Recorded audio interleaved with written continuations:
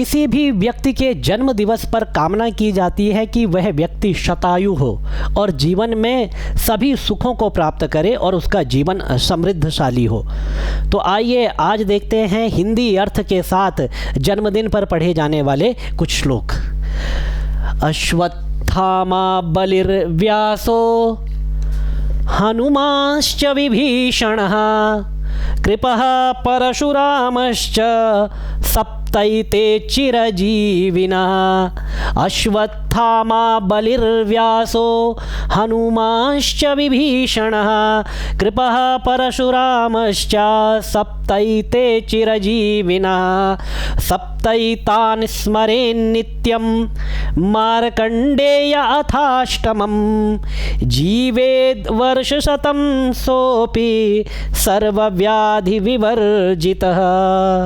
जीवेद वर्ष शतम सोपी। जिसके लिए भी आप यह प्रार्थना करते हैं, जिसके भी जन्म दिवस के दिन आप इस प्रार्थना को पढ़ते हैं, किसी को भेजते हैं या किसी के लिए आप अपने मन में मंगल कामना करते हैं, तो कहा जाता है जीवेद वर्ष शतम सोपी। जिसके लिए भी आप यह मंगल कामना करते हैं वह भी 100 वर्ष की आयु को प्राप्त करे। उसके लिए ये संदेश आपके श्लोकों के द्वारा निकल करके आता है।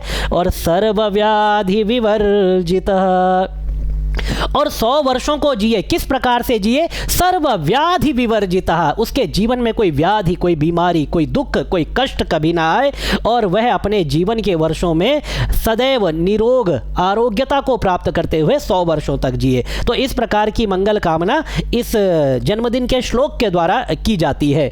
अश्वत्थामा बलिर्व्यासो, अश्वत्थामा, अश्वत्थामा चिरंजीवी हैं। तो अश्वत्थामा की तरह ये जो बालक है या बालिका है या जिसका भी जन्मदिन है वह अश्वत्थामा की तरह चिरंजीवी हो। बलिर्व्यासो, राजा बलि की तरह चिरंजीवी हो और भगवान व्यास की तरह चिरंजीवी हो, क्योंकि अश्वत्थामा को भी चिरंजीवी होने का आशीर्वाद प्राप्त है। महाराज बलि, दैत्यराज बलि को भी चिरंजीवी होने का आशीर्वाद प्राप्त है। और वेदव्यास, भगवान वेदव्यास जिन्होंने महाभारत की रचना की है, 18 पुराणों की रचना की है, उनको भी चिरंजीवी होने का आशीर्वाद प्राप्त है। अश्वत्थामा बलिर्व्यासो हनुमांश्च विभीषणः, पवन पुत्र हनुमान, अंजनी नंदन हनुमान, अंजनी नंदन हनुमान भी जिनको चिरंजीवी होने का आशीर्वाद प्राप्त है और प्रत्येक युग में वह अपनी उपस्थिति को मनुष्य के सामने दिखाते रहते हैं। इसके अलावा विभीषण, लंकापति विभीषण, लंकापति विभीषण भी चिरंजीवी है। तो बालक भी इन सभी महानुभावों की तरह अपने जीवन को चिरायु तक उपभोग करे और बालक का जीवन भी चिरंजीवी हो।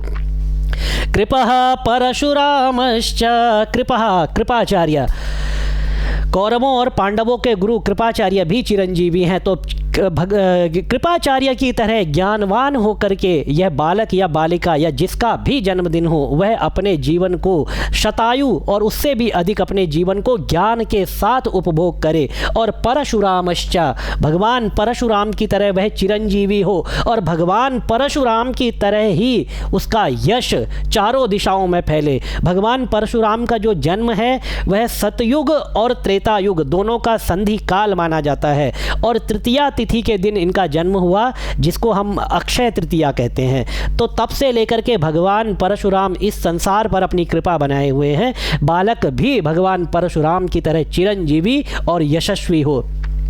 सप्तैते चिरजीविनः, ये 7 चिरंजीवी हैं और जिसका जन्म दिवस है, जो बालक है या बालिका है, वह भी इनकी तरह चिरंजीवी हो।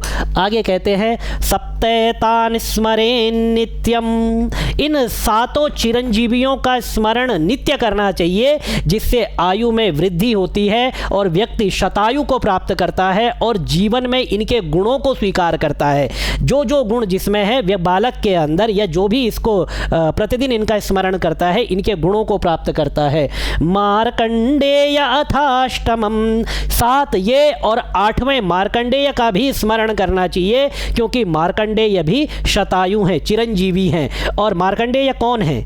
मार्कंडेय जिन्होंने दुर्गा सप्तशती में संपूर्ण कथा का वाचन किया है, वही भगवान मार्कंडेय, महर्षि मार्कंडेय है, जिन्होंने पितामह ब्रह्मा से पूछा था कि मनुष्यों के उपकार के लिए मुझे कोई रहस्य बताइए। तो ब्रह्मा ने उनको देवी का कवच, देव्याः कवचम का उपदेश दिया था।